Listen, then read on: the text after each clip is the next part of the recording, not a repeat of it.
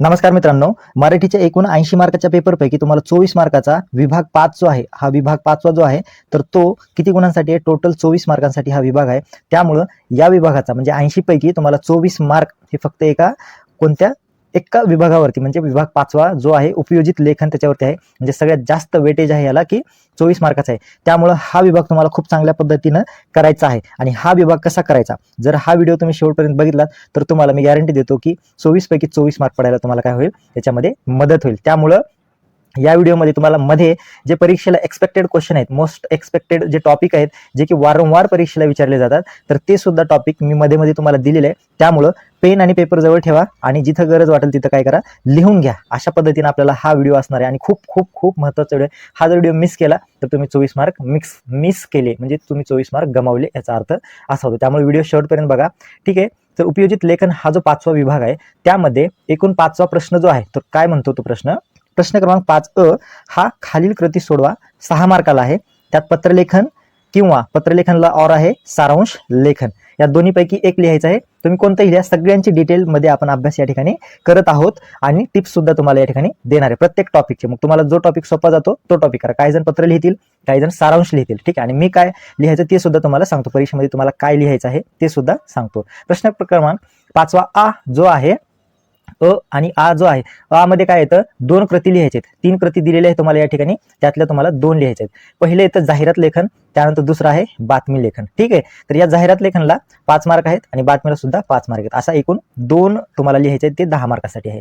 आणि त्यानंतर शेवटचा येतो प्रश्न क्रमांक 5वा ई मध्ये, तर तो आहे खालील लेखन प्रकारापैकी कोणतेही एक कृती पूर्ण करायची आहे. आणि हा सगळ्यात मोठा प्रश्न आहे. या प्रश्नाला 8 मार्क आहेत एकूण. त्यामुळं त्यामध्ये येतं प्रसंग लेखन, आत्मकथन आणि वैचारिक लेखन. या तिन्हीमध्ये काय फरक आहे ते बघूयात. तिन्हीपैकी तुम्हाला एक लिहायचं आहे, व्यवस्थित लिहायचं आहे, मोठं उत्तर लिहायचं आहे. त्याच्यामुळे तुम्हाला ह्याला एकूण 8 पैकी 8 मार्क पडतील. ठीक आहे. आता डायरेक्टली आपण 1 बाय 1 काय करूयात, स्टार्टिंग करूयात. सुरुवातीला 5वा अ मध्ये पत्रलेखन आहे.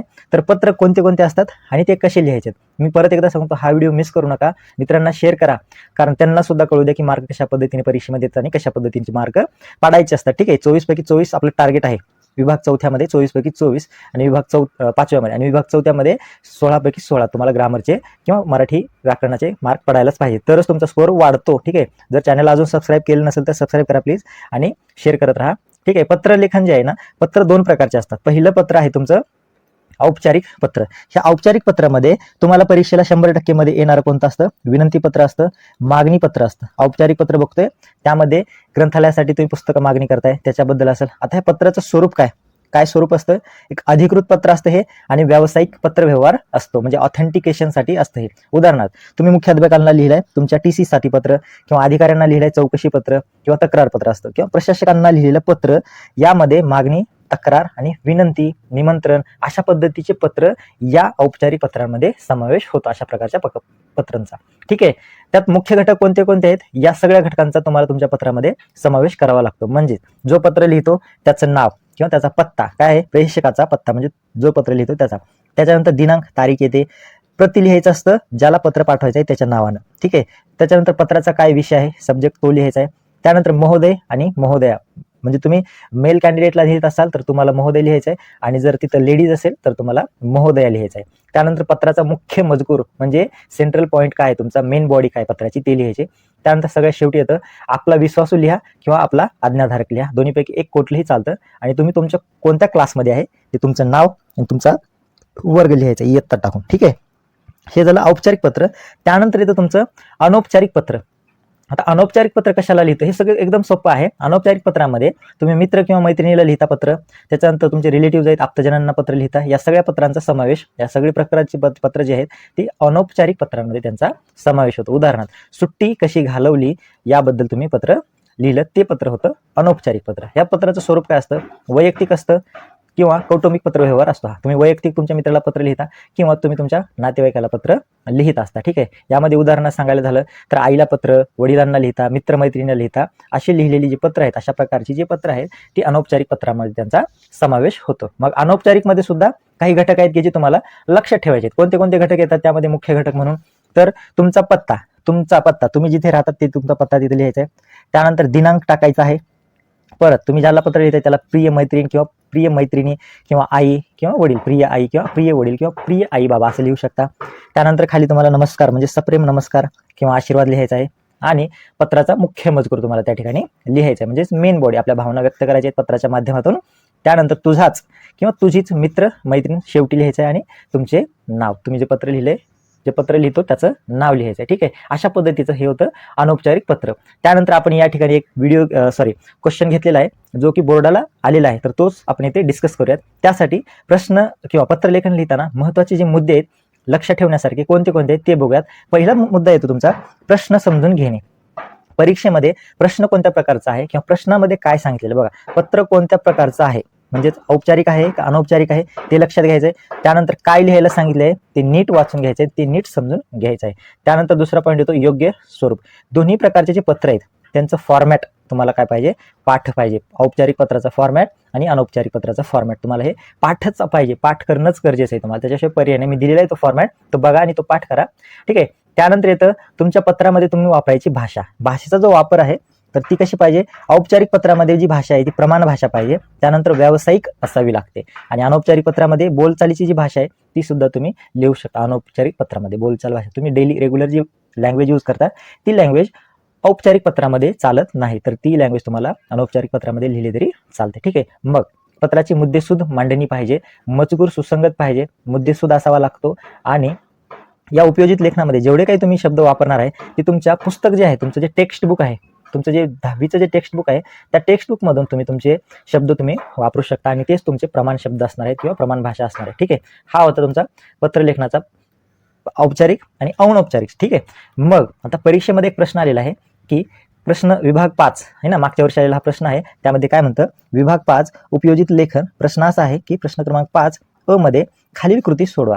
पत्रलेखन, खालील निवेदन वाचा व त्याखालील कोणतेही एक कृती सोडवा. कोणतीही एक कृती सोडवायची आपल्याला. हे निवेदन आहे, काय निवेदन आहे, अक्षरधारा वाचनालय चिपळूण यांच्यातर्फे शालेय विद्यार्थ्यांसाठी, बघा अक्षरधारा वाचनालय चिपळूण यांच्यातर्फे शालेय विद्यार्थ्यांसाठी भव्य वक्तृत्व स्पर्धा अरेंज केलेली आहे. ठीक आहे, दिनांक 27 फेब्रुवारी, वेळ सकाळी 10 वाजता. स्थळ कोणतं आहे, अक्षरधारा सभागृह चिपळूण. स्पर्धेचं पारितोषिकाचा जो वितरणाचा कार्यक्रम आहे तो कधी आहे, दुपारी 4 वाजता. आणि संपर्क आहे ग्रंथालय अक्षरधारा वाचनालय, इथे ईमेल दिलेला आहे. तर या इन्फॉर्मेशनच्या आधारे तुम्हाला काय करायचे, पत्र लिहायचे. दोन्ही पत्र इथे दिले, औपचारिक आणि अनौपचारिक. तुम्ही कुठला तरी एकच फॉर्मॅट चांगल्या पद्धतीने करा आणि तोच प्रश्न परीक्षेमध्ये चांगलं तुम्हाला लिहिता येईल. ठीक आहे, येतं तुम्हाला काय समजायला सांगितलं, स्वतः तुम्ही यश आहे, मुलगा असेल तर यश गुप्ते आणि मुलगी असेल तर इरा गुप्ते असं स्वतःला समजायचे. आणि इथं वक्तृत्व स्पर्धेत सहभागी होण्यासाठी विनंती करणारे पत्र ग्रंथपालांना लिहा. आता हे ग्रंथपालांना लिहिताय पत्र म्हणजे कोणतं पत्र आहे, तुमचं औपचारिक पत्र आहे. ठीक आहे, हे औपचारिक पत्र झालं. आणि तुमच्या मित्राला किंवा मैत्रिणीला वक्तृत्व स्पर्धेत प्रथम क्रमांक मिळाल्याबद्दल अभिनंदन करणारे पत्र लिहा. हे कोणतं पत्र आहे, तुमचं अनौपचारिक पत्र. अनौपचारिक पत्र. ठीक आहे, आपण औपचारिक पत्राचं फॉर्मॅट या ठिकाणी बघूयात आणि तोच फॉर्मॅट तुम्ही काय करा, लर्न करा. लक्षात ठेवा, परीक्षेमध्ये सुद्धा तुम्हाला हे 100% परीक्षेला येतं, त्याच्यात तुम्हाला मार्क गेले नाही पाहिजे. 6 पैकी 6 मार्क तुम्हाला पडले पाहिजेत. आता बघू डायरेक्टली तो प्रश्न होता आणि त्या प्रश्नाचं उत्तर काय असतं ते बघूयात. आता हे आन्सर आहे. ठीक आहे, डाव्या साईडला काय करायचं, आन्सर आणि फॉर्मॅट दोन्ही एकदा सांगतोय तुम्हाला, लक्षात ठेवा. फॉर्मॅट, दिनांक टाकायचं पहिलं, दिनांक टाकला 27 फेब्रुवारी जे असेल ते. त्यानंतर प्रति, माननीय ग्रंथपाल अक्षरधारा वाचनालय. ठीक आहे, प्रति टाकलं, कोणाला पत्र लिहिताय त्याचं नाव टाका, त्याच्या ऑफिसचं नाव टाका किंवा त्यांचं नाव टाका.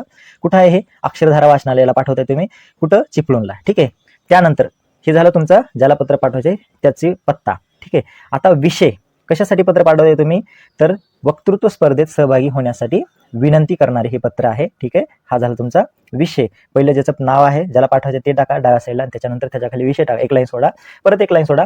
आता ज्याला लिहिताय त्याच्या आपल्याला काय करावं लागेल, सल्युटेशन द्यावं लागेल, त्यांना अभिवादन करावं लागेल. म्हणून माननीय महोदय.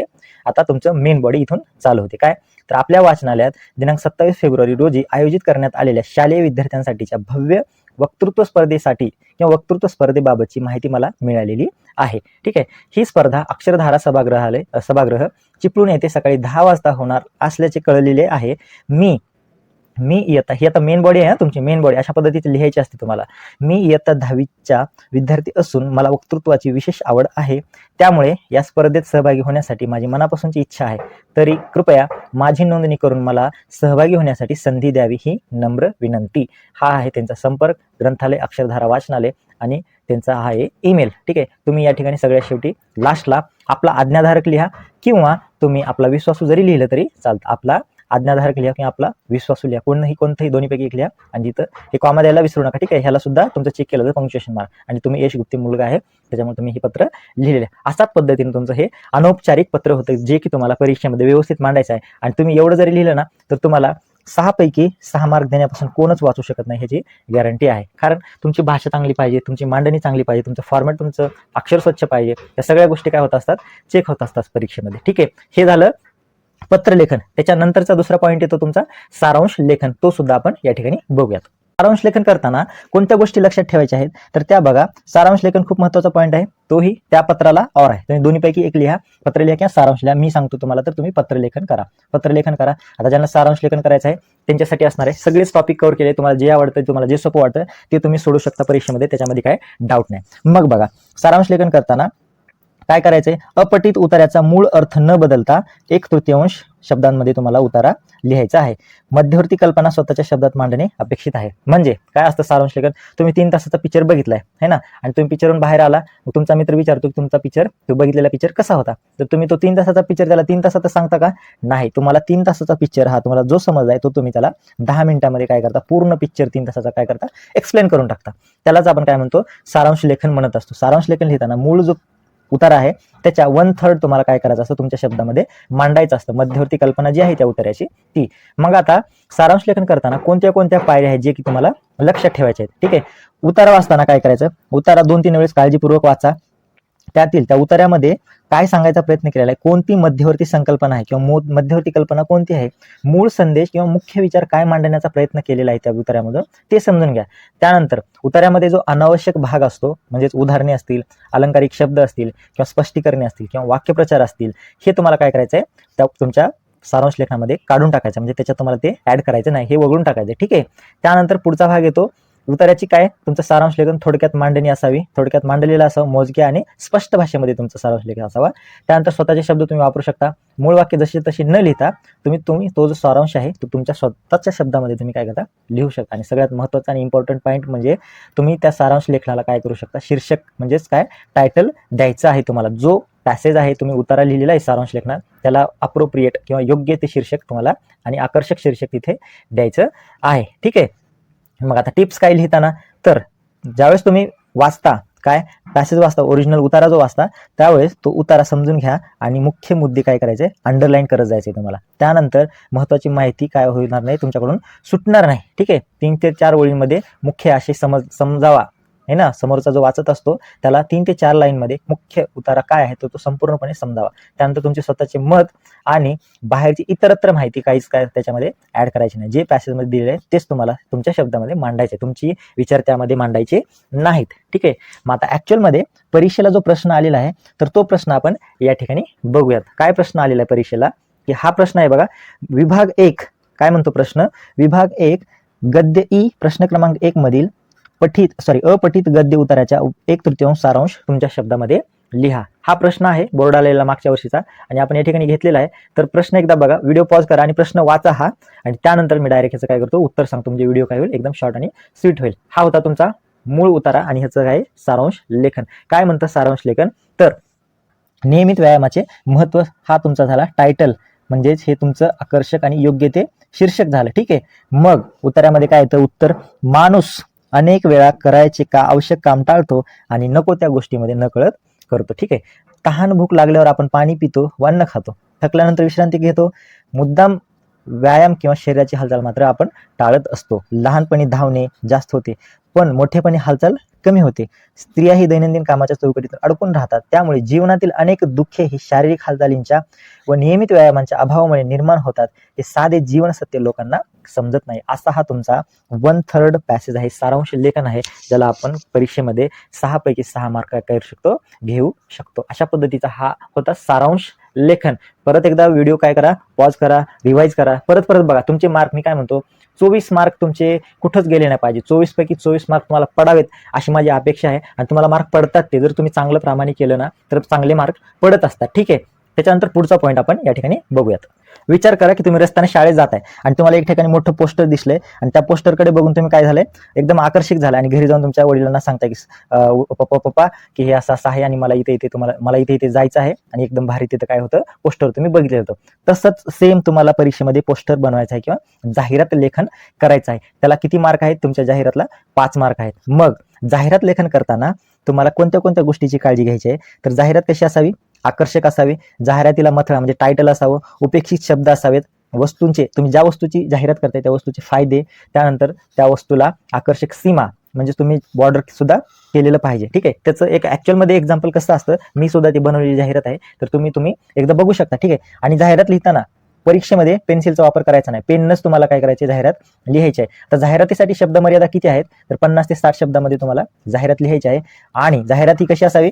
सर्जनशील किंवा प्रभावी असावी लागते, जे की समोरचा बघितलं काय झाला पाहिजे, त्याच्याकडे आकर्षित झाला पाहिजे वस्तू खरेदी करण्यासाठी. तुम्ही जे प्रोडक्ट किंवा तुम्ही जे वस्तू किंवा तुम्ही जे सेवा देणार आहे त्या वस्तू आणि सेवेकडे ग्राहक लवकरात लवकर अट्रॅक्ट झाला पाहिजे, आकर्षित झाला पाहिजे, अशा पद्धतीची तुम्हाला जाहिरात लिहायची आहे. मग पायऱ्या कोणत्या आहेत जाहिरात लिहितानाच्या महत्वाच्या पायऱ्या कोणत्या कोणत्या आहेत? तर मथळा आहे म्हणजे टायटल कसं असावं? आकर्षक आणि स्पष्ट असावं. रचना कशी पाहिजे? जाहिरात पेटीत बॉक्स म्हणजे तुम्हाला बॉक्स टाईप किंवा सर्कल टाईप अशा पद्धतीने तुमच्या वस्तू तुम्हाला त्याचे फायदे तुम्हाला मांडता आले पाहिजेत. त्यानंतर भाषा कशी पाहिजे? भाषा काव्यमय, प्रभावी पाहिजे आणि समर्पक शब्द लिहावे, जेणेकरून वाचणाऱ्या मनामध्ये डायरेक्ट ते फिट झाले पाहिजे. ठीक आहे.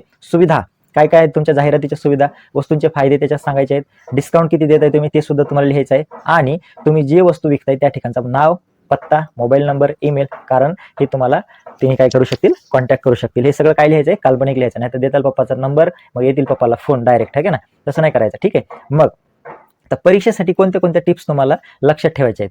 तर तुम्ही ज्या वस्तूची जाहिरात करताय त्या वस्तूचे चिन्ह किंवा चित्र तुम्हाला थोडक्यात काढता आलं पाहिजे. एवढंही भारी नाही की एवढंही खराब नाही की, एकदम मिडियम लेवलचं तुम्हाला काय चित्र काढता आले पाहिजे. मग ओळी काव्यमय कशा असाव्यात?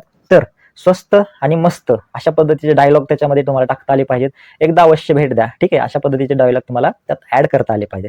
त्यानंतर जाहिरातीला वेळ 5 ते 7 मिनिटाचा वेळ, ह्याच्यापेक्षा जास्त द्यायचा नाही. 5 ते 7, जास्तीत जास्त 8 मिनिटांमध्ये तुमची जाहिरात लिहून झाली पाहिजे परीक्षेमध्ये. आणि मुद्दे दिलेल्या, तुमचे जे मुद्दे आहेत दिलेल्या प्रश्नातील सर्व मुद्दे जाहिरातीमध्ये समाविष्ट करता आले पाहिजेत. म्हणजे जाहिरातीमध्ये एखादा पॉईंट दिलाय तर तो सगळे पॉईंट त्याच्यामध्ये कव्हर झाले पाहिजेत. मग आता बघा ऍक्च्युअलमध्ये जाहिरात कशी असते? तर ऍक्च्युअलमध्ये जी आहे ना ही जाहिरात अशा पद्धतीची असते. कशाबद्दल आहे जाहिरात? ही पुस्तक प्रदर्शन याच्याबद्दल ही जाहिरात आहे. कशाबद्दल?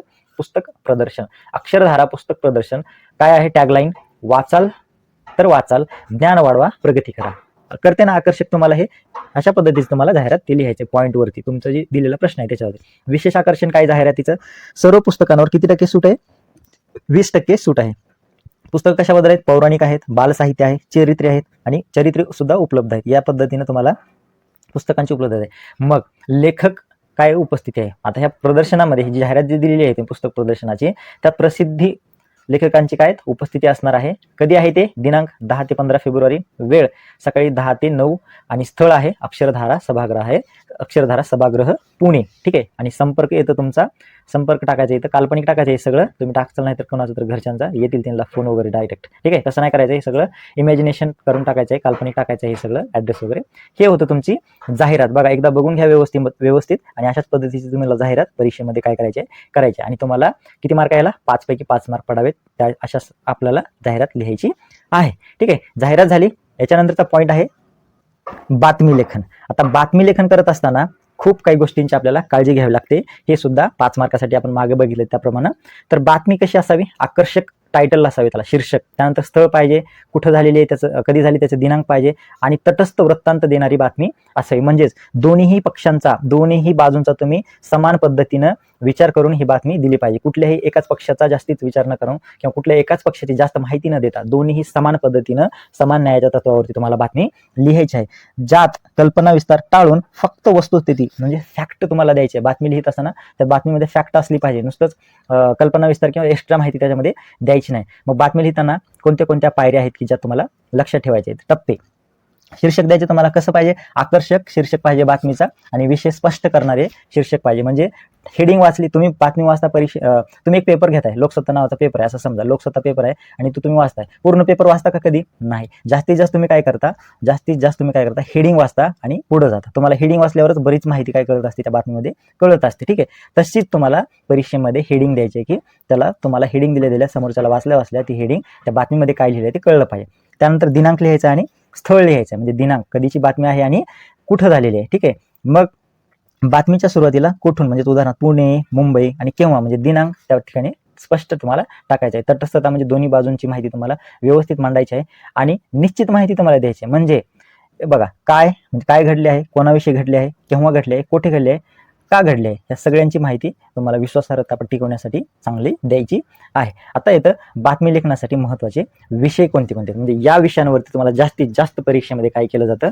बातमी लेखनासाठी प्रश्न विचारले जातात. काय तर शाळेतील प्रजासत्ताक दिन किंवा स्वतंत्रता दिन किंवा स्वातंत्र्य दिनाचा समारोह साजरा करण्यात आला, याच्याबद्दल बातमी लेखन करा असा प्रश्न असतो. त्यानंतर वृक्षारोपण असेल, पर्यावरण दिन असेल, याबद्दल येतात. त्यानंतर क्रीडा स्पर्धा किंवा स्नेह संमेलन, गॅदरिंग, याच्याबद्दल सुद्धा बातमी लेखन करा असा प्रश्न येतो. पुढं आहे रक्तदान शिबिर किंवा स्वच्छ भारत अभियान, याबद्दल बातमी लेखनासाठी प्रश्न येतो. आणि शेवटचा आहे पुस्तक प्रदर्शन किंवा वाचन प्रेरणा दिन, याबद्दल सुद्धा परीक्षेमध्ये बातमी लेखन करा असा प्रश्न असतो. त्यामुळे हे सगळे जे टॉपिक आहेत, हे सगळे टॉपिक काय करा, एकदा व्यवस्थित उत्तर लिहून काय करा, ते वाचत राहा, परत काय करा, त्याची रायटिंगची प्रॅक्टिस करत राहा. ठीक आहे, आता तुम्हाला महत्त्वाच्या टिप्स सांगतो. काय टिप्स आहे, जर तुम्हाला स्वातंत्र्य दिनाबद्दल आलं तर 15 ऑगस्ट ही तारीख टाका. पर्यावरण दिनाबद्दल आलं तर 5 जून ही तारीख करा.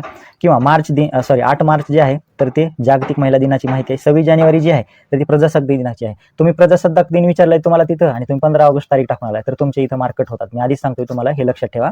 हे तुमच्या कॉमन सेन्सच्या गोष्टी आहेत, हे तुम्ही इथं चुकवू नका. बघा, ऍक्च्युअलमध्ये परीक्षेला प्रश्न आलेला किंवा अशा प्रकारचा प्रश्न येतो. काय येतो तर प्रश्न क्रमांक 5 आ मध्ये बातमी लेखन आहे. जनता गर्ल हायस्कूल येथे जागतिक महिला दिन उत्साहात साजरा करण्यात आला, या समारंभाची काय तयार करा, बातमी तयार करा. मग आता हा प्रश्न आहे, या प्रश्नावरती ऍक्च्युअलमध्ये तुम्ही उत्तर कशा पद्धतीने लिहिता तर ते उत्तर तुमचं हे असं असतं. काय करायचं तुम्हाला, तुम्ही ज्या पत्रामध्ये किंवा जे पत्रक आहे तुमचं, जो पेपर आहे त्या पेपरमध्ये तुम्ही बातमी देणार आहे, त्या पेपरचं नाव इथे टाकलंय, मी लोकमत टाकलेलं आहे. मग हेडिंग काय, कशात काय केलं, जागतिक महिला दिन. मग तुमची येथे हेडिंग जनता गर्ल हायस्कूल येथे जागतिक महिला दिन उत्साहात साजरा करण्यात आला, असं लिहिलं तरी चालते. करण्यात आला लिहा, न लिहा. ठीक आहे, मग आता जागतिक महिला दिन आहे म्हणजे तुम्हाला माहिती पाहिजे कोणत्या दिवशी असतो. 8 मार्चला असतो ना. बघा, दिनांक 8 मार्च 2025. वार्ताहर जो बातमी लिहितो तो कुठे गेली, उदगीर, लातूर. मग आता तुमची बातमी इथे इंट्रोडक्शन, मध्यवर्ती संकल्पना किंवा मेन बॉडी आणि तुमचं कन्क्लुजन, या 3 पॉईंटमध्ये हे तुमचं बातमी लेखन असायला पाहिजे. आता अजून एक लक्षात द्या, इथं बातमी लिहिताना ना ती बातमी भूतकाळामध्ये लिहायची असते, बरोबर आहे. म्हणजे तुम्ही एखादी गोष्ट लिहिताय, सांगताय, तर ती गोष्ट भूतकाळातली असते ना, त्याच्यामुळं बातमी लेखन कसं असलं पाहिजे, भूतकाळातलंच असलं पाहिजे, ॲक्युरेटमध्ये. ठीक आहे, बघा, तालुक्यातील जनता गर्ल हायस्कूल येथे जागतिक महिला दिन उत्साहात साजरा करण्यात आला. स्वदेशी फाउंडेशनच्या फील्ड ऑफिसर नम्रता शिर्के यांनी महिलांसाठीच्या शासकीय योजनांची माहिती दिली व घरगुती मिरची, आंब्याचे लोणचे बनवून त्यांनी बाजारात कशी विक्री करावी यांचे मार्गदर्शन केले. यावेळी बचत गटाच्या 50 महिलांना प्रत्येकी 2 किलो मशरूमचे बियाणे मोफत वाटप करण्यात आले. महिलांना महिला सक्षमीकरण या विषयावर जनता गर्ल्स हायस्कूलच्या विद्यार्थिनींनी एक नाटिका सादर केली. या कार्यक्रमाला जिल्हा परिषदेचे सभापती अक्षय देशमुख, सदस्य स्नेहल पाटील, रमेश शिंदे आदी उपस्थित होते. जनता हायस्कूलच्या विद्यार्थ्यांनी विविध स्पर्धेचे आयोजन करण्यात आले होते. या विजेत्या विद्यार्थिनींना पारितोषिके देऊन गौरवण्यात आले. हायस्कूलच्या मुख्याध्यापिका श्रीमती देशमुख यांनी नारी तू महान, विश्वाची आहे शान अशा अनेक घोषणा देऊन साऱ्यांचा उत्साह वाढवला. अत्यंत खेळीमेळीच्या वातावरणात हा कार्यक्रम पार पडला. अशा प्रकारची तुम्हाला बातमी लेखन करावं लागतं परीक्षेमध्ये. याला तुम्हाला चांगले मार्क पडतात आणि पडावेत.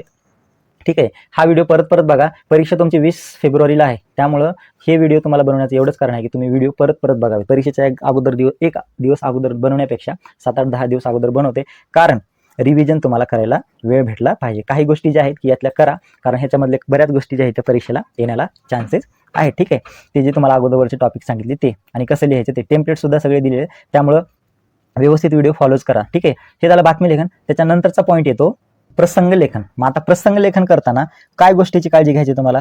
प्रसंग म्हणजे तुम्ही समजा, तुम्ही एखादी गोष्ट आहे, तुमच्या शाळेमध्ये तुम्ही जात होता आणि तुम्ही अचानक काहीतरी पाहिलेलं आहे ते झालं. त्याच्यानंतर तुम्ही एखादं तुमचा भाऊ आहे, त्या भावाला तुमच्या बक्षीस भेटलेलं आहे आणि ते बक्षीसच्या कार्यक्रमाला तुम्ही उपस्थित होता ते लिहा. किंवा एखाद्या मोठ्या समारंभामध्ये तुम्ही उपस्थित होता, तुम्ही ज्या कार्यक्रमाला उपस्थित होता त्याचं तुम्हाला सविस्तर मांडणी लिहायची, त्याला म्हणतो प्रसंग. तुमच्या आयुष्यामध्ये घडलेला एक प्रसंग आहे, चांगला किंवा वाईट प्रसंग असतो एखाद्याच्या आयुष्यामध्ये घडलेला, तर तो प्रसंग तुम्हाला परीक्षेमध्ये व्यवस्थित मांडायचा आहे. तर ते बघा कसे करावे, प्रसंग लेखन करताना कोणत्या कोणत्या गोष्टीची काळजी घ्यायची ते बघा. तर एक सृजनशील उपयोजित लेखन प्रकार आहे हा प्रसंग लेखनाचा. यात दिलेल्या विषयावर स्वतः उपस्थित, म्हणजे तुम्ही एखाद्या ठिकाणी उपस्थित आहे, प्रेझेंट आहे असल्यासारखे भावना व अनुभवांसह माहिती तुम्हाला त्या ठिकाणी लिहायची. 3 ते 4 परिच्छेदांमध्ये तुम्हाला लिहायचं असतं, म्हणजे 80 ते 100 शब्दामध्ये. तुमचं लेखन कसं असावं, प्रभावी लेखन असावं. ठीक आहे, सुरुवात त्याची चांगली पाहिजे, मध्य तुमचा आणि शेवट सुद्धा एकदम चांगला पाहिजे. ठीक आहे, घटनाक्रमांचे जिवंत वर्णन करणे अपेक्षित आहे, म्हणजे तुम्ही ऍक्च्युअलमध्ये तिथं उपस्थित होता हे ना, अशा पद्धतीने तुम्हाला प्रसंग तो मांडायचा आहे. आता पायऱ्या काय लक्षात ठेवायच्या, तर पहिलं विषयाची समज, दिलेल्या विषयाचे स्वरूप आणि व्याप्ती समजून घेऊन योग्य मुद्दे तुम्हाला निश्चित करायचे. त्यानंतर तुम्ही त्या प्रसंगावरती थेट उपस्थित होता असं स्वतःला अनुभवायचं आहे आणि त्यानुसारच लिहायचं आहे. त्यानंतर त्या येतं भावना व अनुभव, प्रसंग पाहताना काय वाटले असेल किंवा काय ऐकले आहे किंवा काय पाहिले आहे याचा तपशीलवार उल्लेख तुमच्या प्रसंगामध्ये आला पाहिजे. त्यानंतर येतं वर्णन. ठीक आहे, घटना केव्हा घडली, कुठे घडली, कशी घडली, त्या घटनेची सुरुवात कशी झाली, त्या घटनेचा मध्य काय होता म्हणजे मेन बॉडी, त्याच्यानंतर त्या घटनेचा शेवट कसा झाला, या गोष्टी ज्या आहेत तुम्हाला काय करायच्या आहेत, क्रमाक्रमाने मांडायच्या आहेत. आता प्रसंग लिहित असताना तुमची भाषा कशी असावी, एकदम सोपी असावी, समोरच्याला समजावी इतकी सोपी, त्याच्यानंतर प्रभावी भाषा असावी आणि हृदयस्पर्शी सुद्धा तुमची भाषा असावी लागते, जे की तुम्ही प्रसंग लिहिताय तो समोरच्याला समजला पाहिजे आणि ऐकायला बरं वाटलं पाहिजे. ठीक आहे, मग आता प्रसंग लेखन करताना विषय कोणते कोणते परीक्षेला येतात बघा. हे विषय आहेत जे तुम्हाला करायचे, जे परीक्षेला येतात. अचानक आलेला पाऊस, त्याच्याबद्दल प्रसंग लिहायचा आहे. शाळेचा पहिला दिवस असेल, रस्त्यावरील अपघात असेल, हे प्रसंग लेखनासाठी प्रश्न येतात परीक्षेला. किंवा सुटलेली परीक्षा असेल आणि एखादा ऐतिहासिक कार्यक्रम आहे जो की तुम्ही अटेंड केला होता, याच्यावरती तुम्हाला परीक्षेला प्रश्न येतात की जे तुम्हाला फॉलो करायचं आहे. आणि ह्याच्यात तुम्हाला काय करा, सराव करा. हे जे टॉपिक दिले तुम्हाला वर, त्याचा सराव करा चांगला आणि ते परीक्षेला येतं बरं का.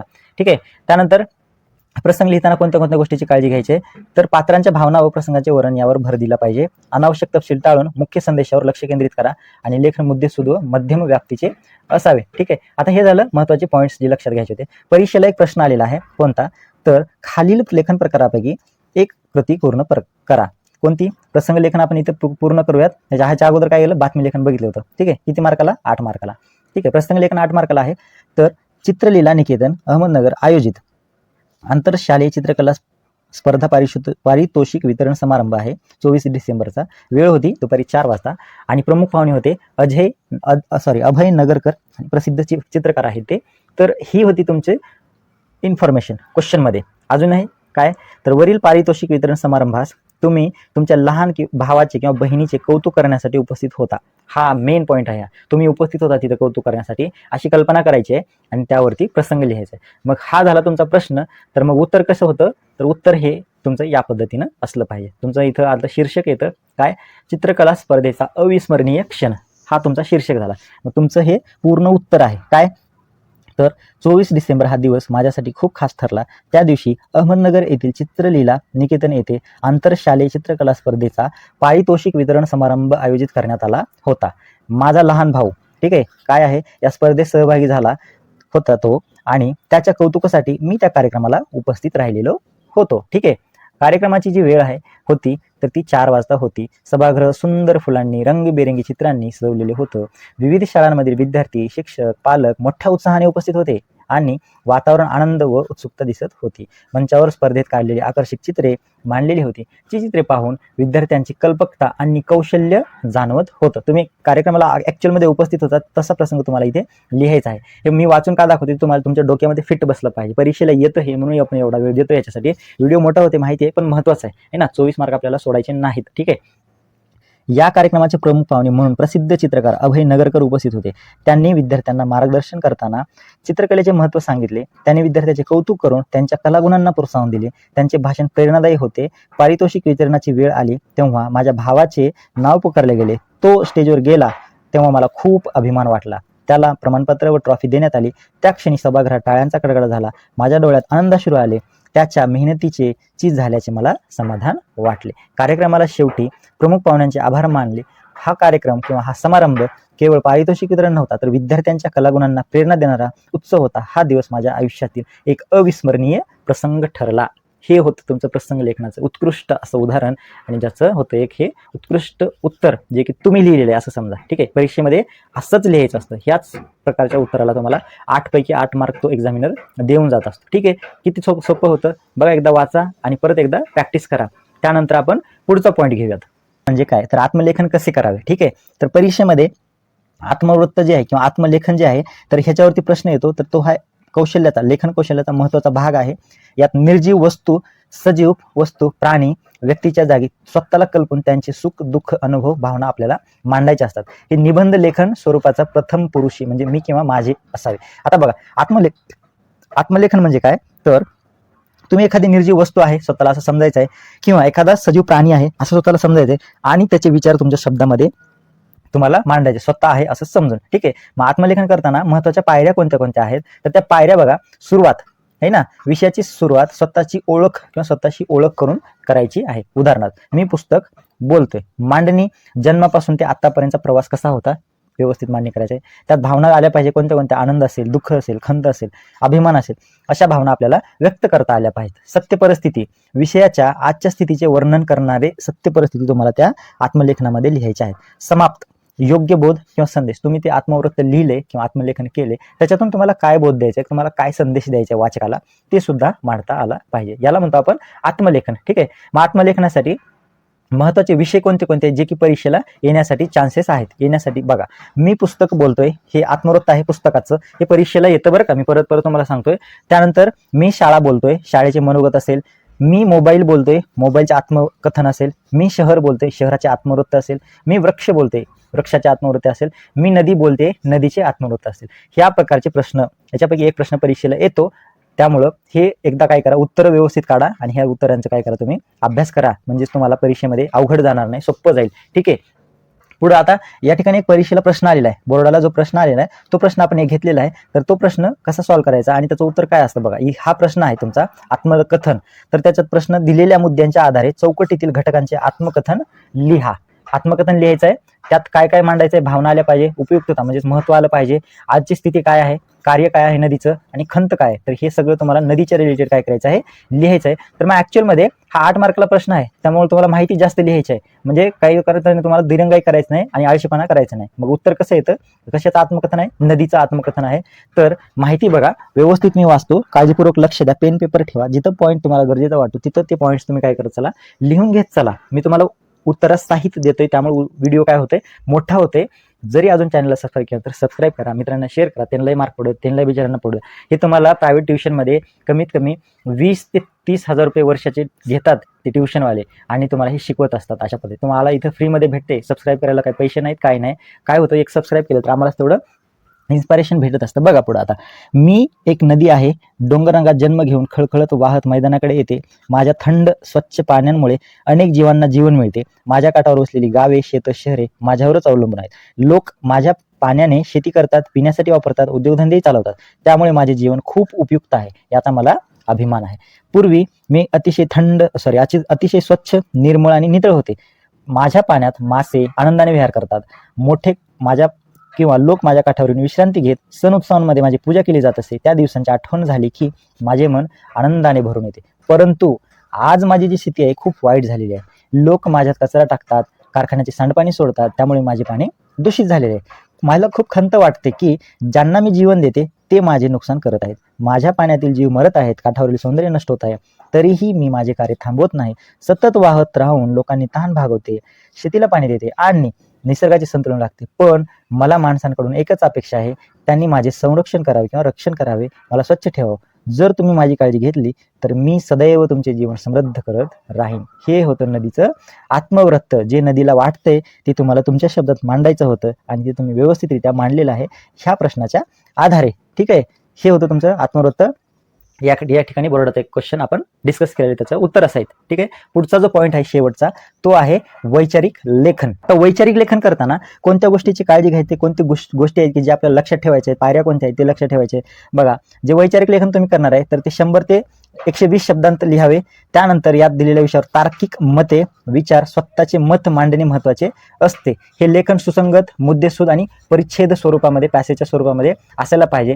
वैचारिक लेखनाच्या महत्वाचे जे मुद्दे आहेत तर ते मुद्दे म्हणजे विषयाची समज असायला पाहिजे, म्हणजे दिलेला विषय समजून घेतला पाहिजे चांगला आणि त्याबद्दल विचार करण्याची काही मिनिटे आपण स्वतःला दिली पाहिजेत. त्यानंतर स्ट्रक्चर कसला, तुम्ही कशा स्ट्रक्चरमध्ये तुम्ही वैचारिक लेखन करणार ती लिहा. प्रस्तावना एकदम जबरदस्त असावी लागते, ओळख करून द्यायची विषयाची प्रस्तावनेमध्ये. आणि मेन बॉडी किंवा तुमचं जे मेन बॉडी आहे प्रस्तावने काय तुमच्या विषयाची काय वैचारिक लेखनाची, त्यात फायदे तोटे लिहा, कारणे लिहा, परिणाम लिहा किंवा उपाय सुद्धा लिहा. आणि सगळ्यात शेवटी निष्कर्ष तुम्हाला करायचे, कन्क्लुजन करायचं आहे तुमचं जे लेखन आहे त्याच्याबद्दल.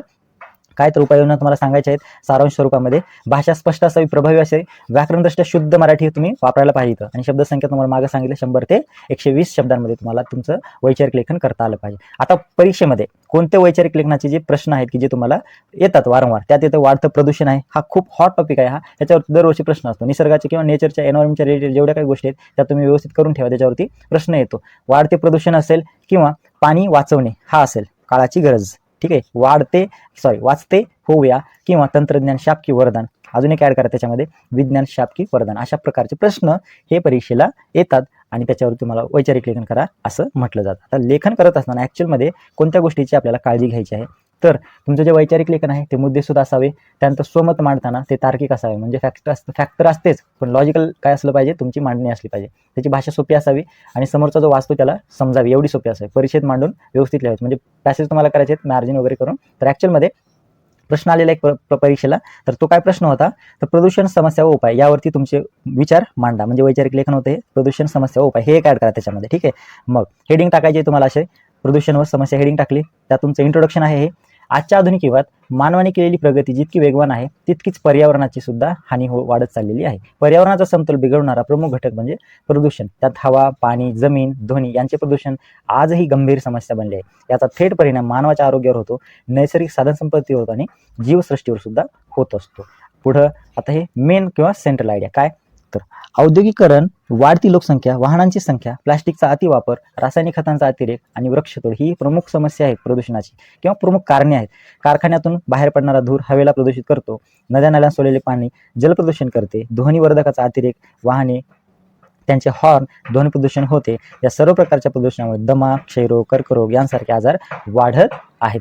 ठीक आहे. आता शेवटचं आहे, या गंभीर समस्येवर उपाययोजना करणे हे अत्यंत आवश्यक आहे. सर्वप्रथम वृक्ष लागवड करा, त्याचे संवर्धन करणे गरजेचं आहे. सार्वजनिक वाहतुकीचा वापर वाढवून खाजगी वाहनांचा वापर कमी करावा. प्लास्टिकचा वापर टाळून कागदी किंवा कापडी पिशव्या आपण वापरायला पाहिजेत. कारखान्यांचं जे प्रदूषण आहे ते नियंत्रण यंत्रणा बसवणे बंधनकारक आहे. ठीक आहे. कारखान्याच्या कचऱ्याचे योग्य व्यवस्थापन करून पुनर्वापर व पुनर्चक्रावर भर द्यावा. सरकार, समाज, प्रत्येक नागरिक यांनी मिळून या प्रदूषण रोखण्यासाठी गरजेचे आहे. आणि स्वच्छ पर्यावरण म्हणजेच निरोगी जीवन, आज आपण जागरूक झालो तर उद्याची पिढी सुरक्षित राहील. त्यामुळे प्रदूषण मुक्त भारत घडवणे ही आपली सगळ्यांची जबाबदारी आहे, सामूहिक जबाबदारी आहे. हे अशा पद्धतीचं होतं तुमचं वैचारिक लेखन, जे की तुम्हाला निबंधाच्या टाईपमध्ये लिहायचं असतं पॅरेग्राफ करून, आणि त्याला मार्क आहेत 8. ठीक आहे. हे सोडायचं नाही तुम्हाला. आता परत एकदा आपण रिवाईज करू की या व्हिडिओ खूप मोठा झालेला आहे, तर या व्हिडिओमध्ये आपण कोणत्या कोणत्या गोष्टी बघितल्यात आणि कोणत्या कोणत्या गोष्टीवरती तुम्हाला फोकस करायचा. आता मी सांगतो तुम्हाला काय लिहायचं आहे, तर तेच फॉलो करा जे की तुम्हाला परीक्षेमध्ये आउट ऑफ मार्क देऊन जाईल. या व्हिडिओमध्ये आपण हा पूर्ण 5वा विभाग व्यवस्थित काय केलेला आहे, डिस्कस केलेला आहे. तर त्यात येतं तुमचं पत्रलेखन. तुम्ही पत्रलेखन लिहा, आहे ना. काय करतो, एकदा जिस्ट देतो तुम्हाला की काय करायचं आहे तुम्हाला. प्रश्न क्रमांक 5 मध्ये पत्र लिहा आणि प्रश्न क्रमांक 5 मध्ये जाहिरात आणि बातमी लिहा. हे दोन्हीही व्यवस्थित बघून घ्या आणि प्रॅक्टिस करा. त्यानंतर तुमचं येतं लास्टला मध्ये खालीलपैकी एक कृती पूर्ण करायची. त्यामध्ये तुम्ही काय करा, प्रसंग लेखन करा किंवा आत्मकरण करा, वैचारिक करा, कोणते करा. तर मला विचारलं तर मी सांगेन तुम्हाला प्रसंग लेखन करा, आहे ना. हे सोपं आहे आणि तुम्ही चांगल्या पद्धतीने लिहू शकता, मला ह्याची गॅरंटी आहे. म्हणजेच आता काय करायचे तुम्हाला, हे एवढे टॉपिक सिलेक्ट केले आपण. कोणते, पत्रलेखन 1 करा, त्यानंतर जाहिरात बातमी 3 झाले, 1 2 3. ठीक आहे. आणि पुढचं येतं तुमचं 4थं प्रसंग लेखन, हे करा. ठीक आहे. म्हणजे हे 4 पॉईंट तुम्हाला करायचे आहेत. हे 4 पॉईंटमध्ये किती मार्क आहेत, 24 मार्क आहेत. बघा आता परत एकदा सांगतो, पत्रलेखन करायचे तुम्हाला. पत्रलेखन करा, पत्रलेखन. त्याच्यानंतर तुमचं येतं कोणतं, बातमी लेखन किंवा प्रसंग, त्यालाच म्हणतो आपण काय, तर हे बघा इथं जाहिरात किंवा बातमी. एक झालं तुमचं पत्र, दुसरं येतं जाहिरात. पत्र, त्यानंतर जाहिरात आणि त्यानंतर येते बातमी. ठीक आहे, ह्याला 6 मार्क आहेत, ह्याला 5 आणि ह्याला 5. बरोबर आहे. आता त्यानंतर एक येतं तुमचं प्रसंग लेखन लिहा.